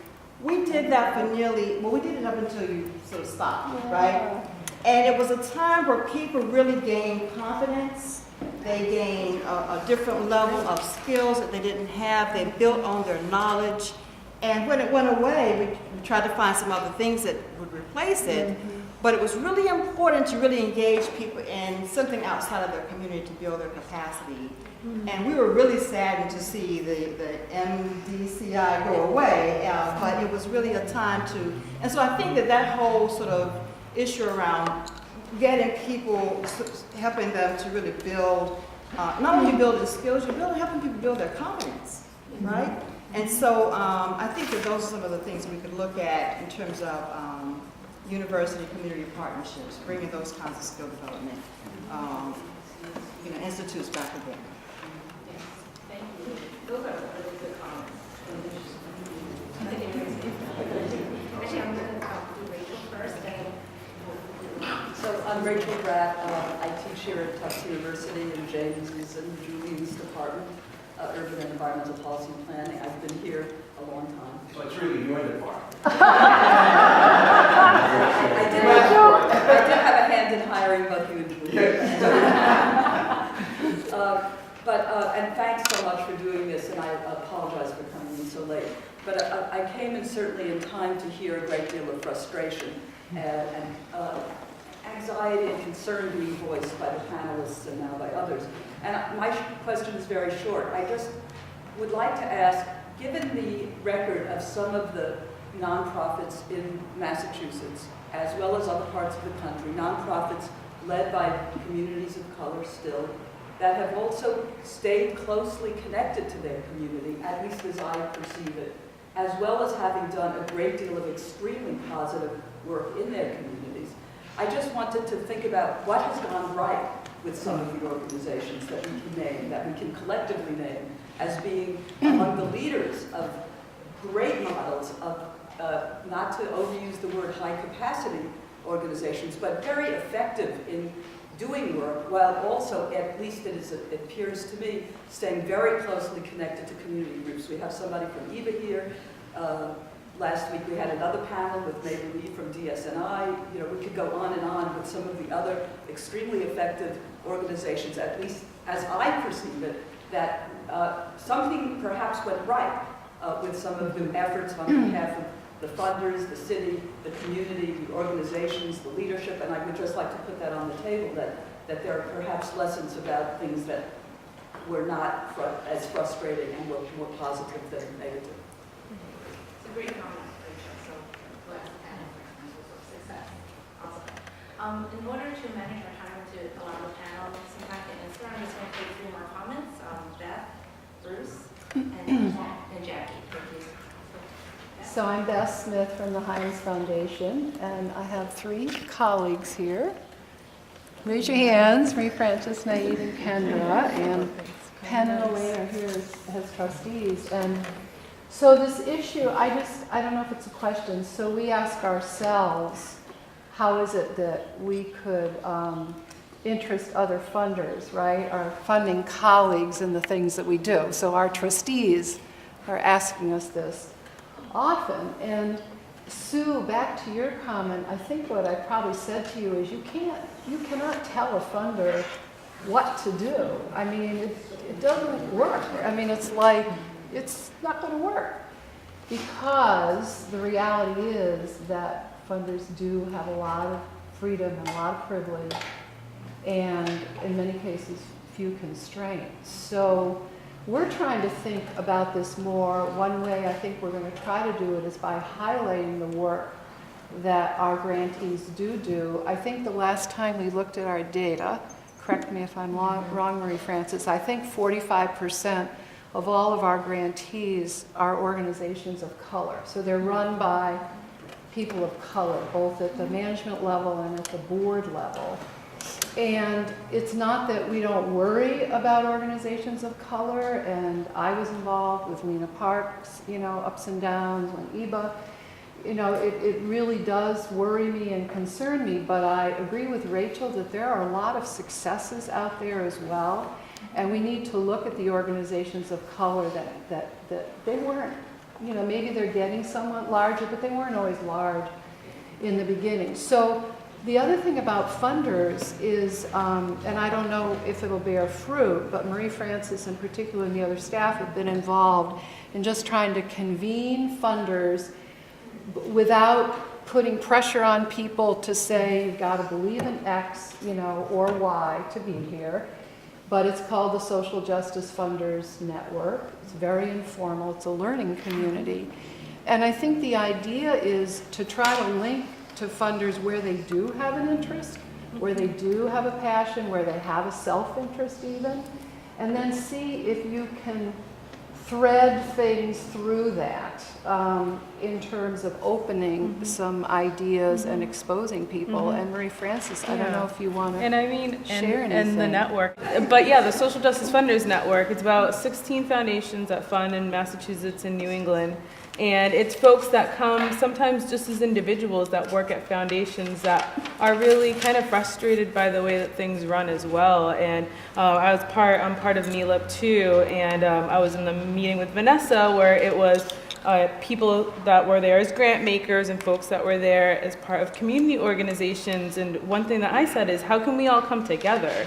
It's not an us against them, it's how do we all work together to create sort of a narrative about organizations, especially smaller organizations that we all believe are doing the good work. So I think, I just think continuing these dialogues where everybody can bring their perspective is really helpful to just continuing the momentum. And actually, I just have a follow-up question for folks from the Hines Foundation too. So you said 45% of the organizations that you fund are the people of color. I think it'd also be interesting to overlay grassroots leadership with that too, because the two don't necessarily equate Right. across the board. So that's just something that we can. Well, we don't I think as most of you know, we've actually in the past been accused of not funding organizations as they grow. And that's been a complaint about Hyams. Just because we're growing now, you're saying you won't fund us because we don't need your money, but we still need your money. So a lot of them are smaller, but then you're raising a deeper question, I think. It's how many of them really are developing true leaders in the community, as opposed to a lot of the times folks we tend to talk to are, more at the staff level or maybe at the board level. So it's kind of the things Tony said, it's multiple levels of what it really means to engage people. Thank you. My name is Bruce Blaisdell. I have had the opportunity to serve as Executive Director, Interim Executive Director, and Chief Operating Officer of 5 different community-based nonprofits in Roxbury and Dorchester. I have a couple of real quick points. One is there is, in terms of developing leadership, there is a program at BU that's an excellent program that's being led by Barry Lim and Kristen McCormick for the purpose of developing leadership, and they focus on lower and middle level management, staff and management in nonprofits, particularly people of color, in order to, this is a 2-year program, in order to help those folks develop the capacity to rise to more of a leadership level. So I think that's a good program for folks to be aware of. In terms of developing capacity and leadership in the future, this is just my personal view. I think we should be investing as heavily as possible in early childhood education, because I think that has shown to have the greatest return on investment for decades for the children that participated, and in particular in low-income communities of color, so that they can grow up and hopefully help address generational dynamics that are change. Quickly, also, it is important for smaller nonprofits to exist, to maintain independence and allow for innovation. I agree, nonprofits aren't businesses, but they need to operate in a way that's organized and professional, in a way that could be called business-like. Other than hospitals, museums, and yes, universities, most nonprofits have a budget of $5 million a year or less. And at that size, it is extremely difficult to maintain the infrastructure you need for the agency to consistently have excellence in operations and high-quality programs, so that we need to figure out ways to support growth or to encourage some degree of strategic alliance that allows agencies to continue to have the independence that they should have.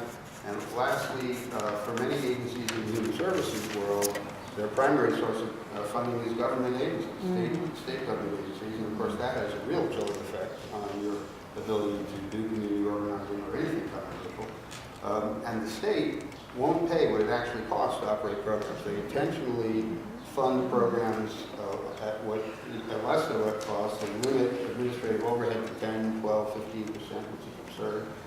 So the state knowingly puts the burden on the agencies to scramble to find the rest of the funding needs. I used to work for the state too, so I know that. My name is Jacqueline Calderon. I work for the homeless shelter in downtown Boston, and I'm actually applying for the public policy program. Yet. So I have the same question that Vanessa had about, it seems to me that there's a lack of education on both sides, like on communities, how to run nonprofits, and on foundations, on how they're aware. This might sound like a silly question, but it seems we need education about racism and a more balanced society.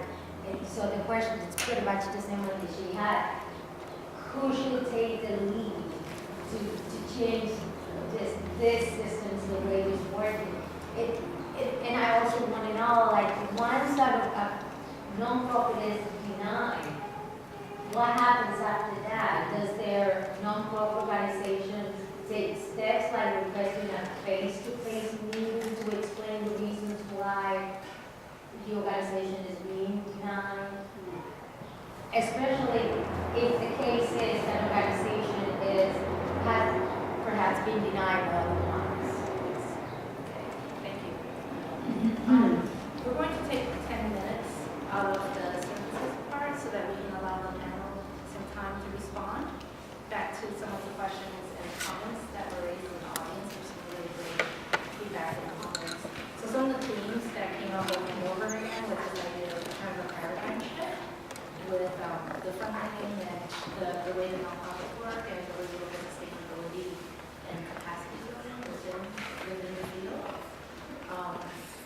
A specific question came up around performance management and the use of data and looking at short-term versus long-term data. What do we count? Why do we count it? And another comment on the corporatization, the privatization of the sector, owning the sector to start with, and juxtaposing it to corporations.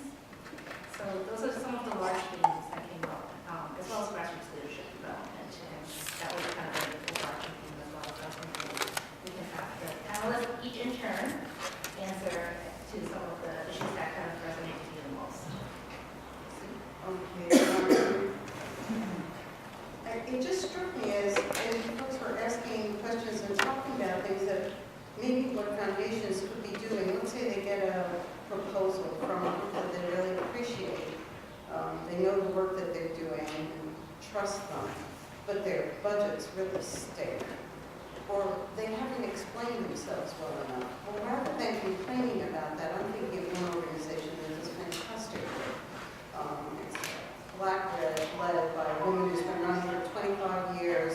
She does incredibly important stuff, and she can't raise money. Well, instead of complaining about the fact that she doesn't keep statistics, her budgets aren't any good, and her proposals are poorly written, maybe that's the time where the foundation can say, listen, we're going to send in somebody from our founding department to show you how we want your budget to look, okay? Or something like that, because, there's so many, the leadership programs and stuff that are out there. One thing we're all forgetting is nobody has time. I mean, they talked about how these organizations are struggling with money, but the second thing they talk about is lack of time. People who run organizations of color, especially small ones, if they sleep 3 to 4 hours a night, they're lucky. They're lucky, right? Right. You got it. They're lucky, okay? And so we're asking them, poor people, some of whom have 3 jobs, they work weekends, they work nights, and they have a full-time job during the day, to also spend their time somehow being engaged with us. We're asking staff who do maybe 5 jobs instead of 1 to add something else to the description. This is a sure recipe. There is a reason that people of color die young of strokes and heart attacks, okay? It's poverty and it's poor organizations. Thank you, Susan. I wanted to add that I have always wondered how Martin Luther King and Nelson Mandela supported themselves as they went all around the country organizing. And that's what I want to do. But I have no idea how to get the money. And I have to have it because I've got a family. And finally the last one's starting college next year. But it's like, I don't even know how they did it. And I think about that all the time. Because you do have to have some money. You have to be able to eat. If you have a family, you have to take care of your children. It's like you can't just work with no money. And that's sort of what Sue's saying. So that's one thing I wanted to say. The second thing I was going to say is, as you mentioned, I buried Dim in a program at BU. He called me last week, and he said, Victoria, we can't get anybody in Lowell to apply for the community fellows in Lowell, because they actually give classes in Lowell.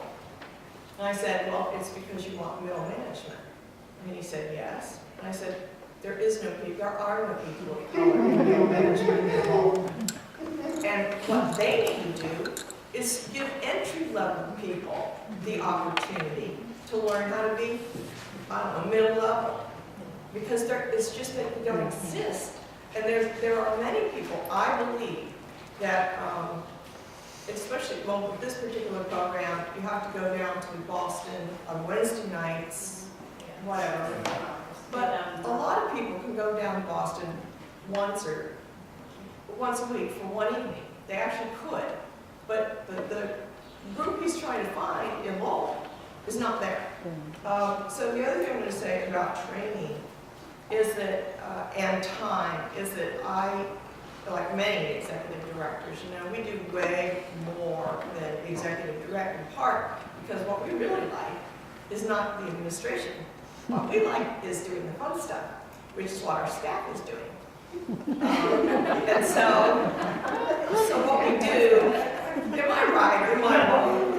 Okay, so then we get involved in doing programs, right? And so I just want to mention one. Well, first off, I ran the entire campaign for Fair Vote Lowell, in addition to writing all the grants during that time period, and you didn't want to know what it's like.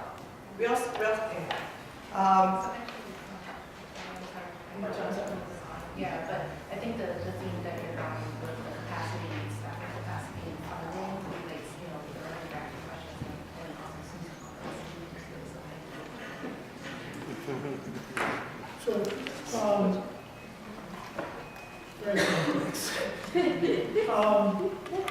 So I think that part of it is that, some of the questions that I'm hearing around Mike's piece around management, Bruce's piece around leadership and Rachel's piece around success and so forth, is that all of those are relevant, right? But it's also part of a dynamic. For the fact that nonprofits are still existing is that they are obviously doing something we would like to do more, right? the question of leadership is not just related to management, and that's the problem with leadership. People just think leadership is management. It's not. You know, Dick Quill said that one of the definitions of leadership is that it's taking initiative on behalf of shared values, right? And there's plenty other definitions around leadership in terms of how we look at it. So it's how do we look at leadership, you know, for one, and how do we look at success, for one. You know, and then how do we deal with this question of data? Maybe this is a cynical view, but I think it was Mark Twain that said that, you know, there's lies, dead lies, and there's statistics. You know, it's like how are we going to look at data for what? Right? I think we need that. Right? How do we, you know, how do we employ it? How do we use it? You know, to begin to deal with it. In terms of the foundations, you know, it's always easy to talk from a position of power. Right? And I think that the question is, what more risk are you willing to take other than the community take? How are you going to give up some of that power you have around who gets what and you citing data and all that kind of stuff? You know, all that's well and good. I've been in Boston since 1973. And the work I've done, you couldn't pay me for. Right? And I know you're trying to get it, I probably wouldn't get it because you don't want to support a lot of that, right? And so, and for the work and the passion people have, you know, they don't want to necessarily, you know, sort of fund it. They have whether they're funders, whatever it is they want to do, and then you have to change up to go and get that money. And that's what happens. So I think that the foundations, if they really want to do, for example, when this stuff broke out in Boston around the poverty in Roxbury, Dorchester, Mattapan, and how high it was, and then I said, and now what? Who's going to do what? Okay? And so, yeah, they could change it, but who's ready to go to the core root of what is going on in our communities? Where's their courage? Talk about courage of the community. Where's their courage in saying, this is what it is, this is what we have to do, and I'm sorry, again, I should have put my phone on hold, but I'm just gonna, you know, so anyway, you know, so it's about courage, and it's not courage for foundations, it's courage for many of us that work in these organizations, so that when it comes to challenging them and getting in their face, that we're not worried about we're going to not get any funding or we're going to lose our jobs, right? Because ordinary people have to go through that every day. And so a lot of times we get comfortable, right? And I'll end with this. And we haven't talked about it, and see how we're feeling it and so forth, you know, is that when this bomb went off on Sunday, I was in the South End. And then I had a meeting, community meeting, with people who are not getting paid, to talk about, you know, how do we bring our community together around the mayor's race. And then we went over, picked me up over in Dorchester, where I live, went over to UMass, where I work. And so we were talking about things, and then when we left, I saw all of this traffic over at the library, right?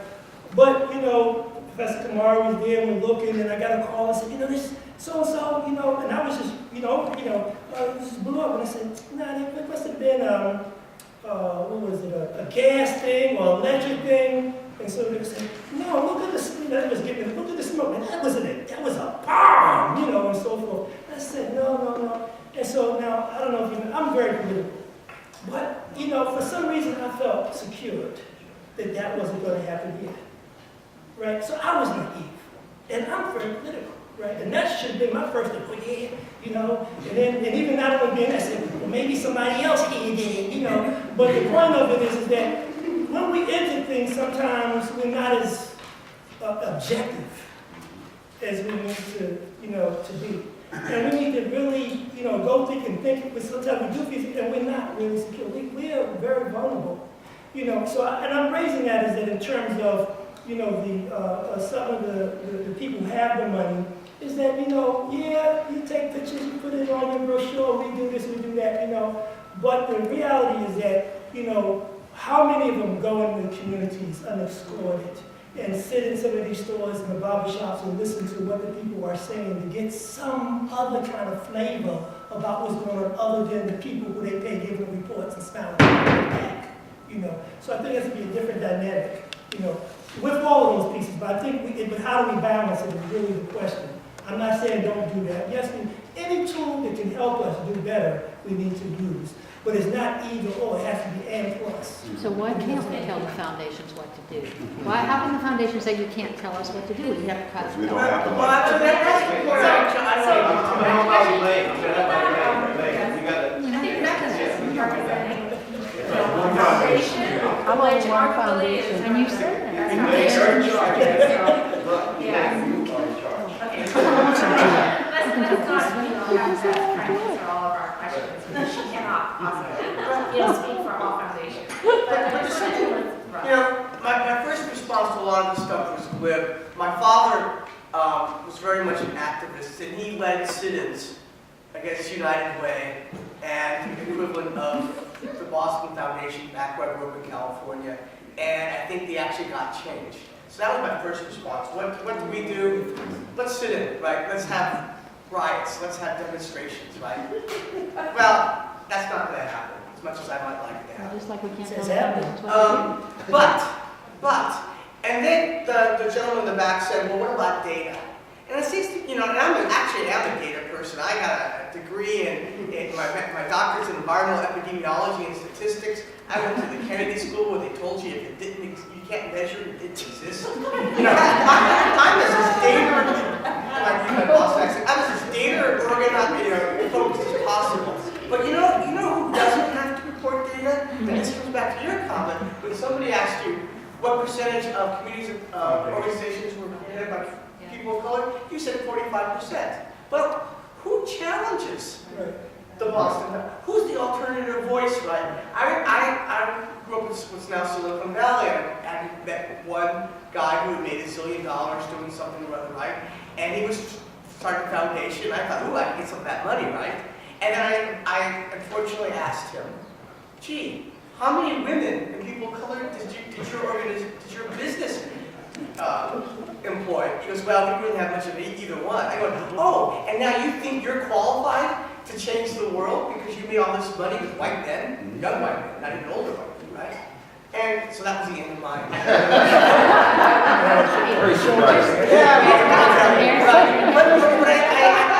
But the lesson in all that is who's the alternative voice? When, you know, that big foundation, TBF, I won't use their name, right? It's anonymous here. When they decide to change their funding priorities, who is there to say, no, you're wrong, and you're not funding this right?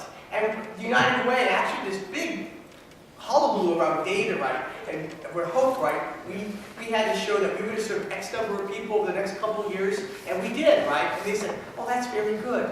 But our new program guidelines are that once you get funding and the cycle runs out, you have to wait a year. So we did what we said we were going to do. We documented with data, and then we got no money. So what was the point of all that? I spent hours over there, right? And it was like, that was dumb. You know, I could have been, you know, I don't know, anything. Right? As a university researcher, the Farm Workers Union wouldn't let you to get any data unless you went and raised money for them, and not raise money on the phone thing. You had to take the bills for some of the campesino centers to people that they gave the names of and go there and say, here's the bill for the heat for this campesino center here, and you had to pay for it. And that was the way they paid. You didn't have to fill in a form or anything, and somehow or other it worked, and you just did it. Right. I think we've gotten... So I think there needs to be an alternative voice. I think there needs to be a community-based institution that somehow is not dependent upon any of this money, right? Because I'm co-opted. I get all my research dollars comes from foundations, and I can't raise my hands. I can't get hammered down, right? But there needs to be an alternative voice so that when a foundation, and not obviously every foundation, but a major foundation says, we are doing it this way, and somebody says, okay, show us your data. How many people of color? How many kids of color have you served? How many women are you funding, right? I mean, all these things. No one does. So they do it right, and they're telling us to get all this data together. And I want to say something to them, excuse me, where's your data? And then when it's wrong, I want to be there in the globe saying, hey, look at this, folks. These people aren't doing what they said they're going to do. That's it, David.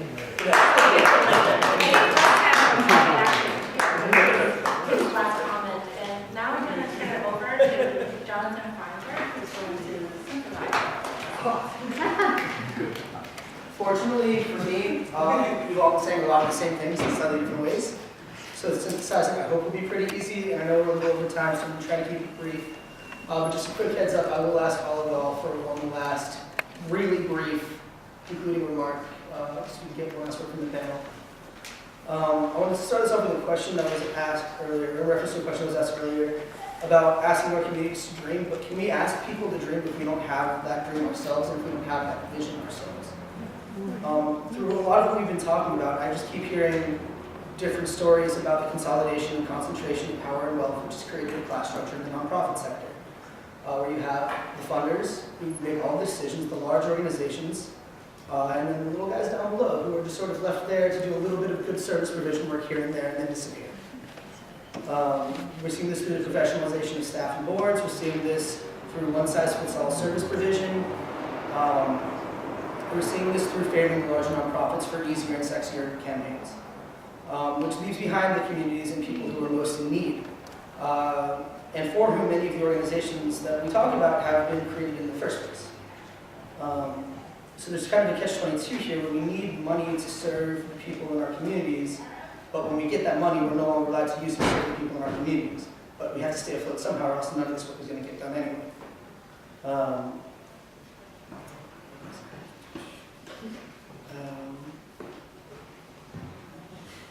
Sorry, I just took a bunch of allergy medicine today for the first time. I'm a little fuzzy. So with poor communities and communities of color losing losing the services that they largely depend on, they're also the ones who are least recognized by the folks with the money. You don't have folks and foundations going in to Lynn, where I live, and asking folks on my street what they think we need. My road hasn't been paved in something like 10 years even. You know, that's not something that's going to be asked. The money will go to the people who represents the interests of those who get it, and then who gives the money. We have the Boston Foundation being the largest donor there is. So what can we do, given this structure that's emerging, and we're starting to understand a little bit better? What can we do towards creating a new paradigm? We see the rise of things like mutual aid through Occupy. We see larger organizations and often small organizations collecting membership fees from members of their communities, relying on volunteer hours. But how can community-based nonprofits really start to overcome this new class structure that we're seeing in the nonprofit sector? What are the successes we can look to? Is there a hope that for the small nonprofits that we talked about, or do we really need to just rethink the entire way that we approach working in and with our communities outside of a racist, patriarchal, capitalist-centric structure? And ask again, can we ask people to dream if we don't have that dream ourselves? So now I'd just like to ask each of you for... And if I could, I just spoke to... Yeah. So can I sort of just take over and say, thank you for those questions. I think this is a conversation that has to continue. I don't think it's going to be resolved here. So with the panelists' permission, I'd like to sort of just move on and actually give the last word to the members of the advanced seminar who have not had a chance to say anything, because this class is really coming down, and I apologize for this little mix-up. But Rachel, Alex, Brittany, who else am I missing? Just a few, just so we can accommodate. I will be very brief. So thank you everybody for coming. My thoughts, just very quickly, I ditto what Russ said at the end. I think that we need to push foundations to be more transparent and more accountable. They do have special status, in terms of tax, etc., and we need to push collectively to make that happen. On the other hand, we heard a lot about foundations. We didn't really talk a lot about leadership roles within city government. I think we also need to collectively look at that. And I can just share really quickly some of the things that I'm working on. Leading this panel is it's a little depressing.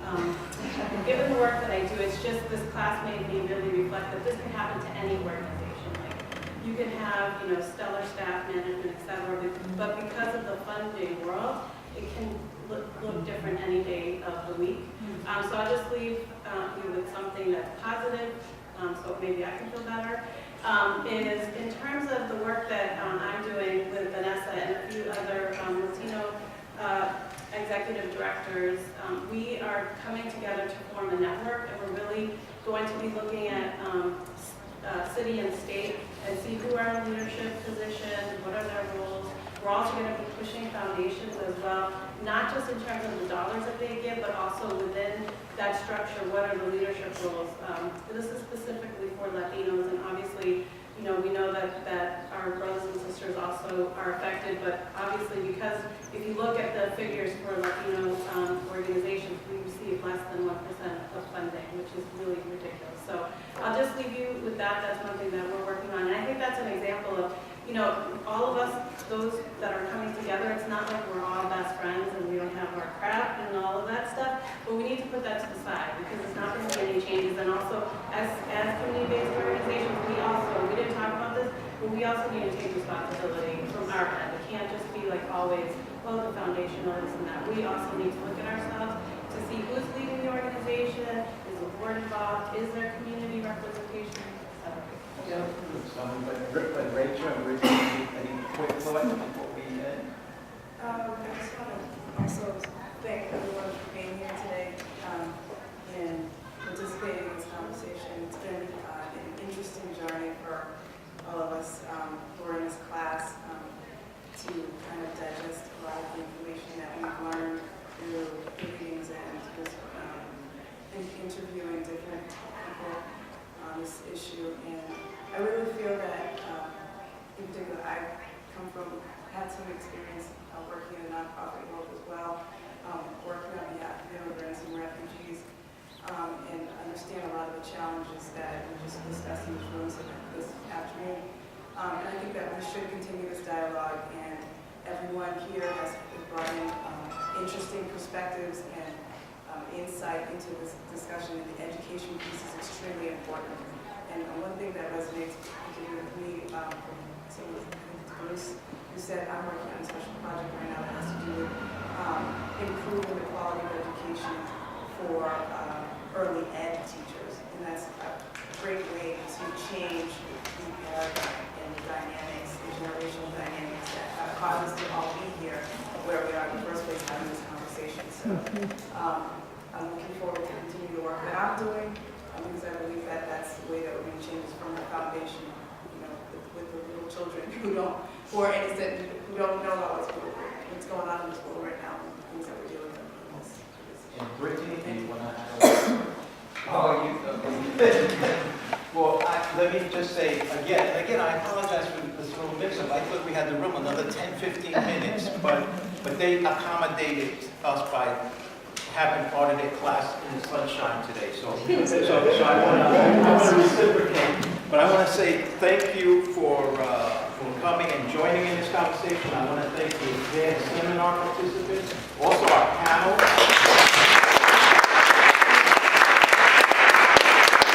The only point I would leave you with is that we really do have to figure out how to develop spaces to have these conversations. You know, we have debates, we have discourses, a lot of important questions. And so collectively or somehow we have to figure out how to have these kind of spaces, not just here one day, but really in different communities at different times. Because I think that gets to some of the paradigm shifts that people had mentioned. So again, thank you very much. Thank you.